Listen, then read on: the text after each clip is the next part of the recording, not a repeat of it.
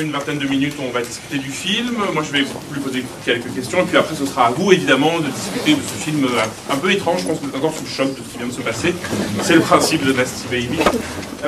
Sébastien, merci d'être là déjà. Et la question la plus simple, c'est comment vous définiriez cette chose que les gens viennent de voir? Oh, I would define it as a family film. I think it's like a drama with comedy, and then it's a little bit of an experiment. You want to like say that? Donc je dirais que c'est à la fois un film de famille, c'est également un drame avec une part de comédie, et en même temps c'est aussi une forme d'expérience.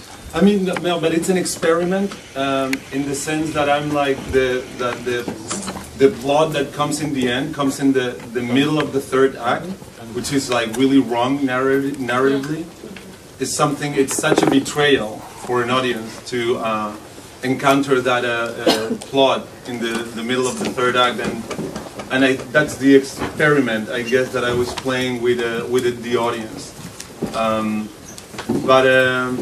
Yeah, I guess like it doesn't really belong to a specific genre, but it definitely becomes a thriller by the end. Yeah, a thriller. Donc aussi j'ai parlé d'expérimentation parce que j'ai introduit un élément perturbateur dans le milieu du troisième acte, quelque chose d'assez inhabituel, donc c'était une forme de trahison pour le public si on veut. Donc c'est en ça que j'expérimente des choses avec le public, et c'est aussi à mon sens pour ça que le film n'appartient vraiment à aucun genre. Le film commence comme une comédie, ou en tout cas il y a une espèce de romance entre trois personnages qui veulent avoir un enfant, et se termine comme un film policier amoral et extrêmement curieux. Qu'est-ce qui ne va pas chez vous pour que rien ne se passe correctement? Right. It's a lot of things are wrong with me. No, but I mean, to that question, I feel that the movie without the murder scene or without the conflict with the bishop, it's very not interesting. You know, it would be just like a mumblecore sort of quirky comedy based in Brooklyn. That there's so many of those. The reason for the plot at the end is there's so many reasons, but one of them is to sort of make the conflict of them, because like a lot of people that see this movie will have a conflict with these people trying to have a baby in the way that they are, you know, like a homosexual couple with a straight couple, and so they're like the homosexuals, right? And then when they kill the man, they cease to being the homosexuals, and now they're the murderers. And I find that to be interesting because the judgment, that if anybody has a judgment towards them for being homosexual and trying to have a family, it vanishes completely, because now there's a bigger judgment, which is like they just killed an innocent man. Yeah. Il y a plein de choses qui clochent chez moi, mais je dirais que voilà, le film sans le meurtre serait assez inintéressant. Ce serait juste une comédie mumblecore excentrique de plus, comme on en a déjà beaucoup vu à Brooklyn. Et en fait, ce qui m'intéresse, c'est que beaucoup de gens au début du film perçoivent ce couple comme un couple gay au départ, et en fait, après le meurtre, on les perçoit plus forcément comme un couple homosexuel, mais plutôt comme des meurtriers. Donc c'est plutôt cet aspect-là qui m'intéresse dans la perspective de film. L'idée du film, c'est aussi de raconter la vie dans ce quartier-là, et ces personnages-là, qui ne sont pas forcément des personnages accessibles, ou en tout cas des personnages qui sont, peut-être, on peut avoir une distance avec eux. Est-ce que c'est une manière aussi de raconter ces nouveaux citadins et la manière dont ils vivent et dont ils se confrontent à justement ce bishop, ce SDF qu'ils ne veulent pas voir sous leur fenêtre? Oh, I'm not sure if I understand the question very well. But sure I think, you do. yeah, okay. You're talking about gentrification? Yes. Yeah, okay, cool. So the movie has like three subject matters, right? I feel that one is the parenthood, the urge to reproduce compulsively and like have a baby, right? And like I'm 36 years old, so a lot of my friends are having babies. So that's one of the subject matters, and Freddie is obsessed with becoming a biological father, and he has this disgusting performance called Nasty Baby, and he's going through this shame, and like, so that's one of the subjects, parenthood, right? So you wanted. Donc en fait, je dirais qu'il y a vraiment 3 sujets dans le film. Le premier, c'est en lien avec la paternité. Moi-même, j'ai 31 ans. Beaucoup de mes amis autour de moi sont en train de faire des enfants, et donc tout ce qui dans le film a trait à cette performance d'une Nasty Baby est pour moi vraiment lié à la question de la paternité. Right, and then the other big element is gentrification, I guess, but it's not treated in such a forward way. It's not a political movie. I'm not talking about gentrification directly, but for me it's crazy that it's actually true that some people could be killed and disappear and nobody would care, and that has happened in New York lately. There's been a lot of like shootings. The police, white cops are killing black kids, and a lot of people are getting away with murder, you know. So it was a way to show that, I guess. But I'm not demonizing hipsters, right? Because that it's my house, and that is my cat, and I drink cappuccinos and I have an iPhone, right?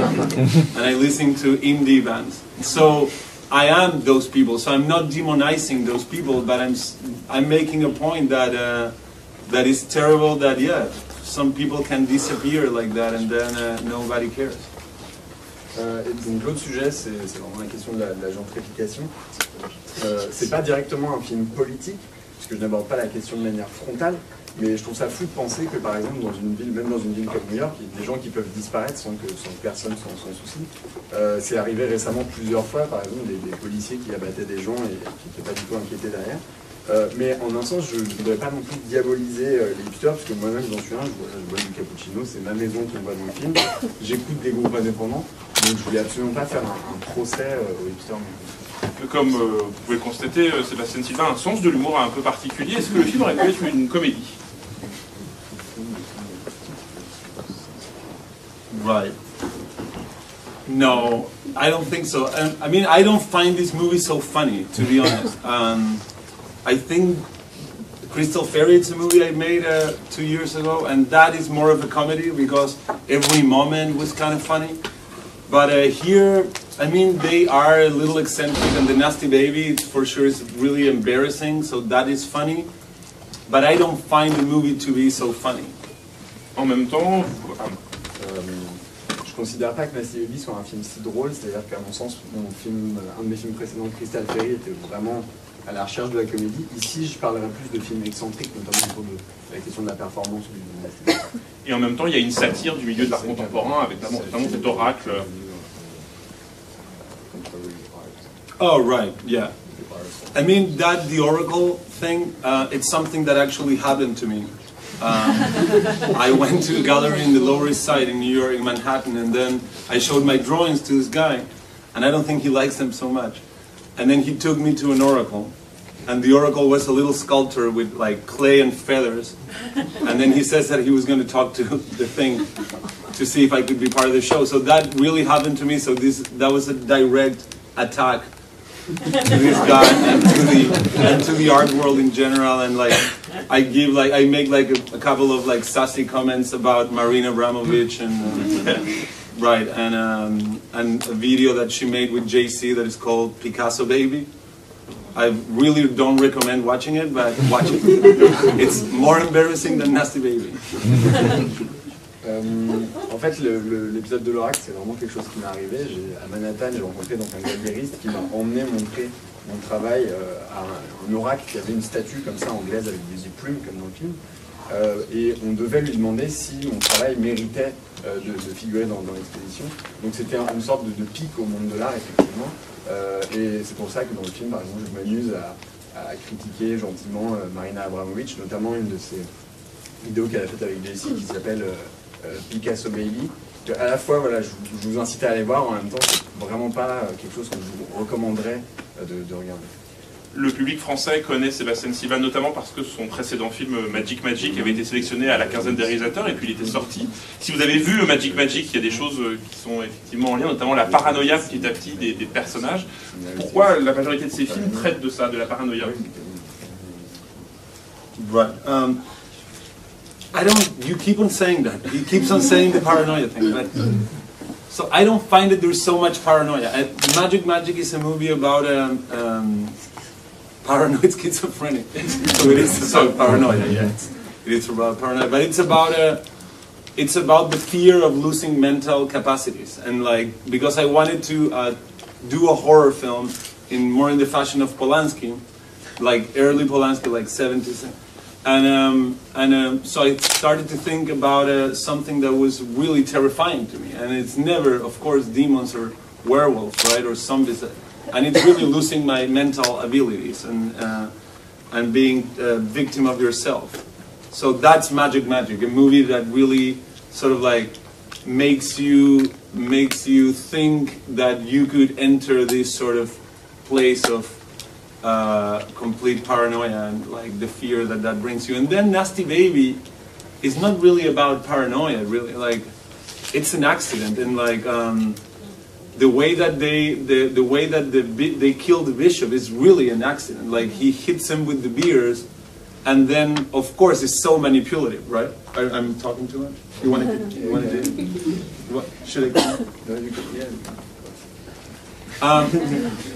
No, but I mean, the way they kill the bishop, it's an accident. Even though it's very manipulative, I make the audience sort of feel sorry for Freddy and his friends, and not so much for the bishop. I don't know if that's what you guys experienced, but most of the audience that I've shown the movie feels sorry for the hipsters and not for the real victim.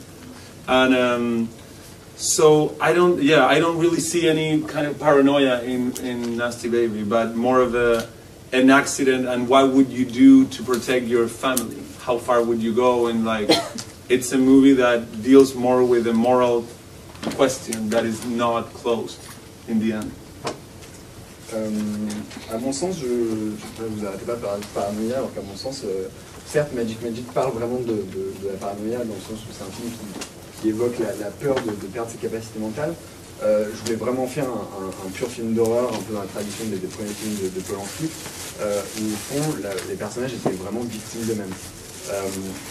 Et justement, dans Magic, la question était de voir comment on peut atteindre ces niveaux de paranoïa progressivement. Tandis que dans Nasty Baby, le meurtre est vraiment accidentel, c'est-à-dire que je suis un petit peu manipulateur, dans le sens où, à mon sens, je veux que le public se sente presque désolé pour les personnages principaux. Mais c'est pas tant une question de paranoïa que d'accident. Et ça pose surtout la question, jusqu'où iriez-vous, que feriez-vous pour protéger votre famille? Et en même temps, le film est parsemé comme ça de signes. Moi, pour l'avoir vu plusieurs fois, la menace que le bishop exerce, on la voit plusieurs fois. Il y a même un moment où il dessine la mort du bishop avant même qu'elle arrive sur la table. Donc forcément, il y a une menace dans le film qui est là et qui rejoint la paranoïa. Right. But that's not paranoia, that's called suspense.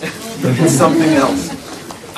No, because like what I wanted to create is that because a lot of people, like when I've shown this movie, the opinions are very divided, right? Some people feel that the murder of the bishop is completely gratuitous and that it makes no sense that the movie goes that way.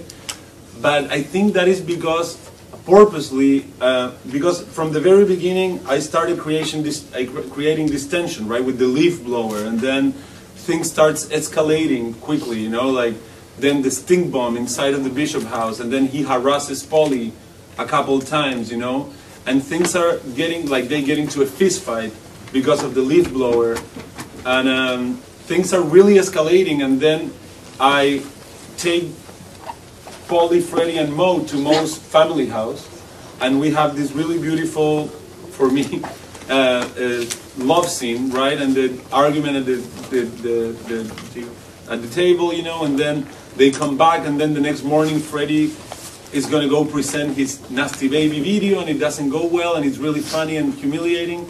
So you have a long stretch where the bishop is completely gone, like the bishop is not in the picture anymore.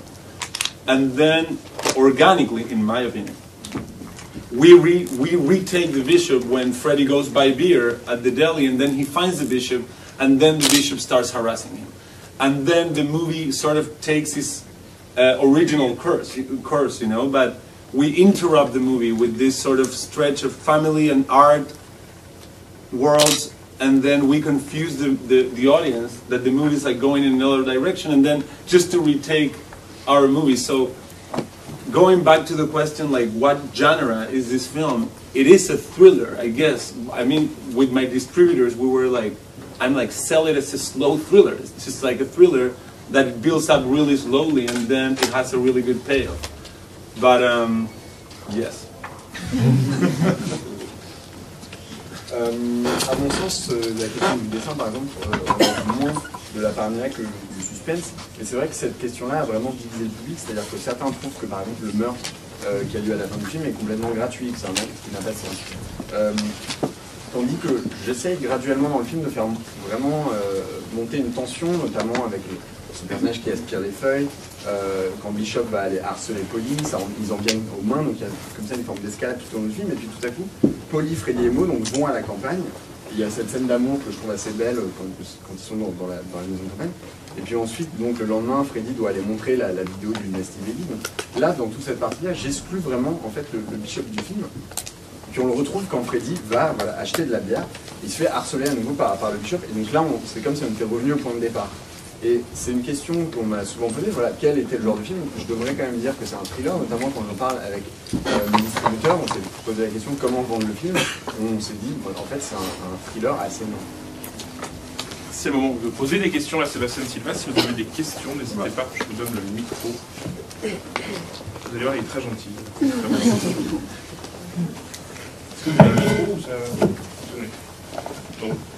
Hello, thank you for your movie.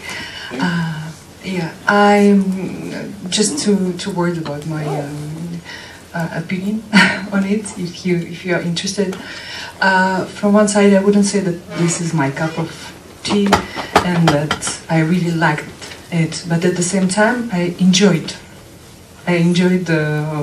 watching it, and the atmosphere and the acting and the scenes, how they were made. I really liked it, but even if there were a lot of things in it, as you just explained, art, family, homosexual story, and the city, and all the story about the murder, it didn't disturb me, so I couldn't see it, so I just was following with kind of pleasure of watching it. So, and for me it was a little disappointment at the end that it happened, this murder, because for me it was distracting thing of the film. You wanted them to have the baby. I understand. No, but I know that they will have a baby, for sure. But the thing is that for me, I didn't feel a big drama about this. I mean, even not for the guys, not for the homeless person.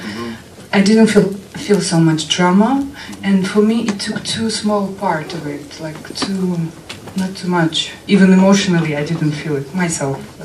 I'm sorry. Yeah, and maybe this is the first time I see that the murder doesn't bring so much drama in the movie and doesn't have so much place. But okay. So my question, let's say, as I saw you acting in this movie, and I saw that you already made some movie, as we heard before. Were you acting in those movies as well? On va juste traduire la question seulement. Donc, la dame faisait part de sa déception par rapport au fait que le meurtre n'était pas vraiment traité comme un vrai élément de tension, n'était pas traité de manière si dramatique que ça, n'apportait pas grand-chose sur le plan émotionnel. Et donc ensuite la question c'était, donc vous jouez dans ce film-là, est-ce que vous aviez joué dans le film? Right. No.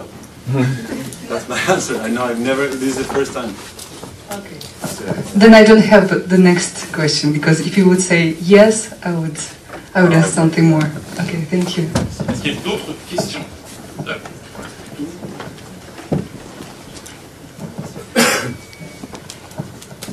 I think they can do without a microphone. Really. I know, yeah. It's a small room. Alors oui, bravo pour ce film. Alors moi je me posais la question, Magic, qui m'avait d'ailleurs un peu traumatisé quand je l'avais vu, pour moi parlait oui de la peur de la folie, mais aussi parlait de la folie en elle-même et de comment on y tombe. Et pour moi, c'est quelque chose dont vous n'avez pas parlé là pendant que vous parliez du film, mais pour moi, c'est aussi quelque chose d'extrêmement intéressant dans Nasty Baby. Cette manière que vous avez de dépeindre comment des personnes qui semblent parfaitement saines au premier abord peuvent arriver à tomber dans la folie alors que toutes les circonstances sont contraires, alors que finalement, elles étaient complètement saines depuis le début. Donc je me demandais un peu comment vous arriviez à à chaque fois à cette sorte de conclusion. Qu'est-ce qui vous donnait envie, comme ça, de montrer des gens qui tombent dans la folie d'une manière aussi précise? Right, for me it's not so important in this movie or any movie to make so much sense in the real world. So for me it's more important to, for this specific movie, that at the end of the movie people are morally conflicted, right? So, so if you, I'm trying to make it look like they might have got away with murder, right? Because then you see them in the credits, they're like roller skating together and dancing, and it just like, it ends up kind of happy, but it's like a weird gloomy mood, but it's unclear, right? So that is, for me, that was the goal of Nasty Baby, just to create a movie that was morally extremely ambiguous, that there was never really a conclusion, a moral conclusion. And I don't have a moral conclusion to it myself when I wrote it or directed, right? So that was my goal for this movie. And differently than in Magic, that it's kind of a movie that sort of not celebrates, but sort of supports euthanasia in a way that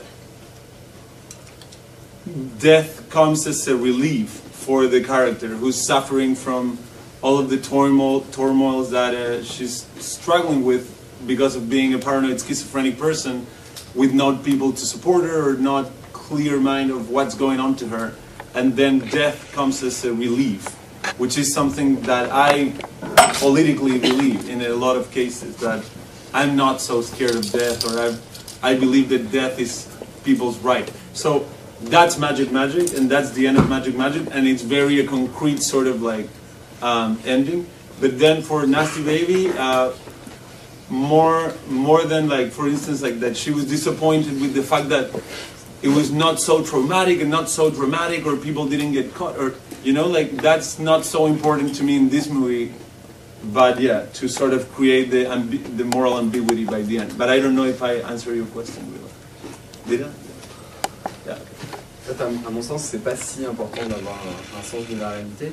À la fin, ce que je voulais exprimer, c'était plus une forme de conflit moral, c'est-à-dire qu'en fait, on a l'impression qu'ils vont s'en sortir. Quand on voit le générique, c'est pas vraiment clair, mais c'est un moment qui est assez heureux, et en même temps, il y a quand même cette part assez double.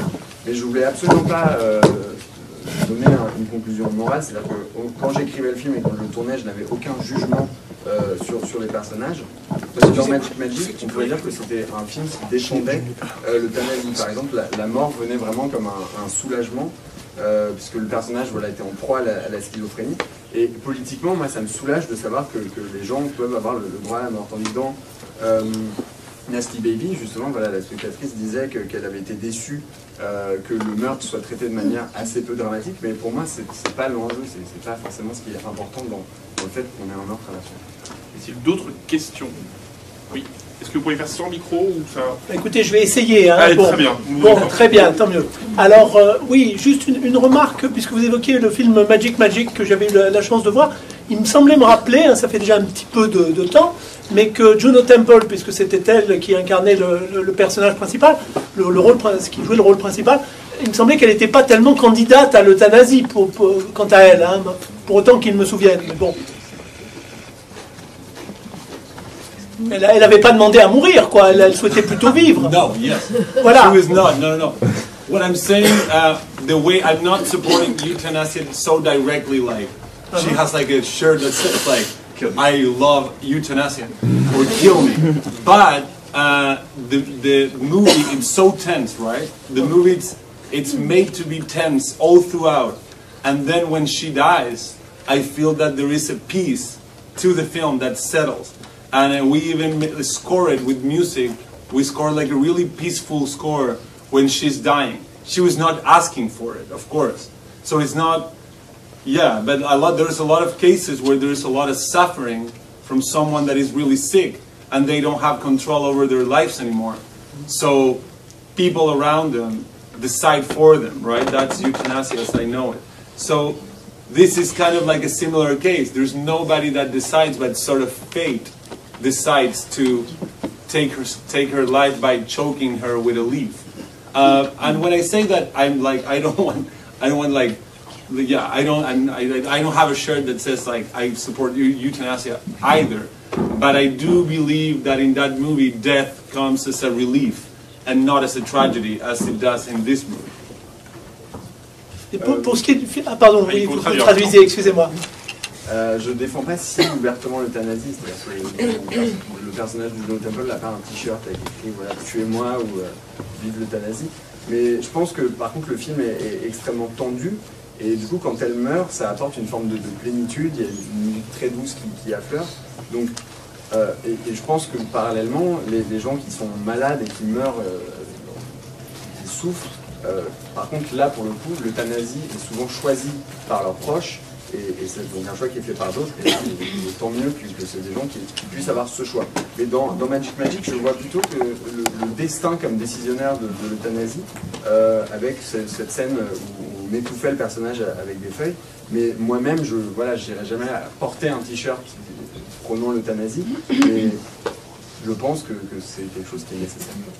Oui, ce que je voulais dire, mais je comprends très bien ce que vous voulez dire là. Simplement, ce qui est intéressant, c'est que vous évoquez l'ambiguïté à propos du film que nous venons de voir, et c'est très ambigu aussi la fin de Magic, voilà, parce qu'il y a un grand espoir, comme c'est présenté comme une sorte de cérémonie initiatique, etc. Puis finalement, on a l'impression aussi d'une duperie, puisque ça se termine par la mort. Pas raconter la fin non plus, non, je vois qu'ils n'ont pas vu le film. Mais voilà, mais je reviens tout de suite à la fin du présent film, c'est-à-dire Nasty Baby.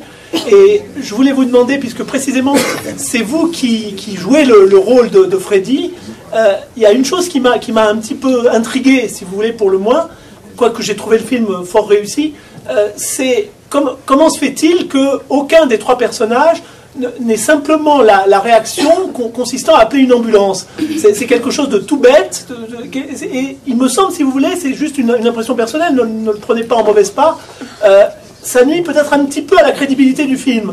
En même temps, et je complète juste j'achève ma question ainsi, c'est vrai que ça rejoint une question qui a été posée précédemment. C'est vrai qu'il me semble qu'en quelque sorte, les trois personnages, le trio final, là, avec vous au centre, pour ainsi dire, et se trouvent frappés d'une sorte de coup de folie qui fait écho, pour ainsi dire, à la folie de The Bishop. C'est-à-dire un peu comme si la folie se transférait. Ils deviennent encore beaucoup plus fous, finalement, et meurtrièrement fous, si j'ose dire, par rapport au Bishop. Voilà. Mais c'est par rapport à cette question de l'ambulance. Donc. Yeah, so la question de l'ambulance. Je comprends. So I don't know the subtitles, really. I don't know. I cannot read the subtitles, right? I don't know if it's translated well enough. Of course, I wanted them to not call an ambulance because I had written that they were gonna like bury the body. So that was my plan for the movie, right? So as a writer, you need to make sure that happens. For credibility, I care, but as I said before, I don't care so much for credibility in general. I feel like I want to get away with my story because for me it's more important how people feel morally confused at the ending, whether they think that this could have happened in real life. We all know it's a movie, right? It's a movie, regardless. Anyway, so the ambulance, just gonna like, so he first calls 311, right? When he hit the guy with the beers, he comes upstairs, he calls 311, then he regrets it. He's like, no. And then 311 tells them to call 911 if it's an emergency.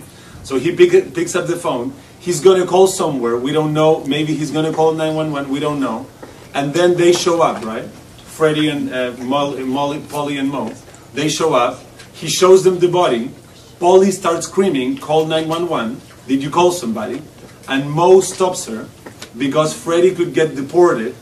And then she's pregnant, right? So it's like, if we call an ambulance or if we call 911, you hit this man, you stab him in the neck, and you put him in your bathtub. So there's a lot of chances that they will get in a lot of trouble, right? So in order to avoid trouble, Mo tells Polly not to do anything, and then Mo tells him he's going to get deported and you're pregnant. And then Freddie finds out that she's finally pregnant, and then his reaction is so instinctual that he just goes to the bathroom and kills the man without telling anyone. I mean, then Mo supports him, and this sort of manic sort of atmosphere makes them all be part of this accident. Something like that. And then once they have the body, they don't know what to do, and then before they come up with a plan, them not calling an ambulance, because Polly says that they should, and then Mo stops her. Donc je ne sais pas comment la scène était sous-titrée, mais voilà, à mon sens, il ne devait absolument pas appeler, puisque je voulais qu'ils en arrivent à devoir enterrer eux-mêmes le personnage. Et même si je tiens à la crédibilité de mon film, il faut que l'histoire se tienne, et il faut que l'histoire soit captivée que le public soit captivé par l'histoire. Donc d'abord il y a ce passage où voilà, ils appellent le 311 qui est le numéro de secours, on leur dit d'appeler le 911 qui est le numéro des urgences. Et donc à ce moment-là, quand Polly découvre le corps, elle se met à crier, elle s'apprête à appeler, mais là Mo l'arrête et lui dit que Freddy risque de se faire expulser, et c'est à ce moment-là qu'on découvre que Molly est enceinte. Et donc on réalise évidemment tout ce qui risque à ce moment-là, mais en même temps c'est à ce moment-là que Freddy apprend donc la mort, pardon, que Freddy apprend donc que Polly est enceinte, et donc son instinct le pousse à aller tuer le bishop dans la baignoire. Donc à ce moment-là, les trois personnages ont le corps sur les mains, et c'est à ce moment-là que Richard arrive. Là, je suis en train de vous résumer alors que vous avez vu le film. Donc voilà, moi je pense qu'ils peuvent, enfin je pensais moi en tant qu'auteur pouvoir m'en tirer sans qu'ils appellent en tout cas les urgences. On est obligé de s'arrêter là. Merci beaucoup, Sebastián.